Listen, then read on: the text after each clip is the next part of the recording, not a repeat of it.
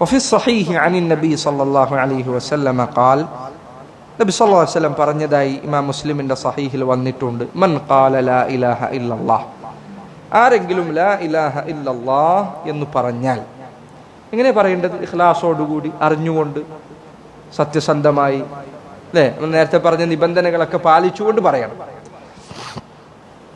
അങ്ങനെ പറഞ്ഞാൽ മാത്രം മതിയോ? പോരാ. വകഫറ ബിമാ യുഅബദു മിൻ ദൂനില്ലാഹ്, അള്ളാഹുവിന് പുറമെ ആരാധിക്കപ്പെടുന്നവയെ അവൻ നിഷേധിക്കുകയും വേണം. കണ്ടില്ലേ? ഈ ഹദീസ് എന്തിനുള്ള, ഞാൻ നേരത്തെ പറഞ്ഞു, ഇൻഷാ അല്ലാഹ് വിഷയം നമുക്കൊരു ഹദീസ് പറയേണ്ടത് ഈ ഹദീസാണ്. ലാ ഇലാഹ ഇല്ലല്ലാഹ് എന്നത് പറഞ്ഞാൽ മാത്രം പോരാ, വകഫറ ബിമാ യുഅബദു മിൻ ദൂനില്ലാഹ്, അള്ളാഹുവിന് പുറമെ ആരാധിക്കപ്പെടുന്നവയെ അവൻ നിഷേധിക്കണം. അത് ഷഹാദത്ത് കലിമയുടെ ഷർത്താൻ, നിബന്ധനയാണ്.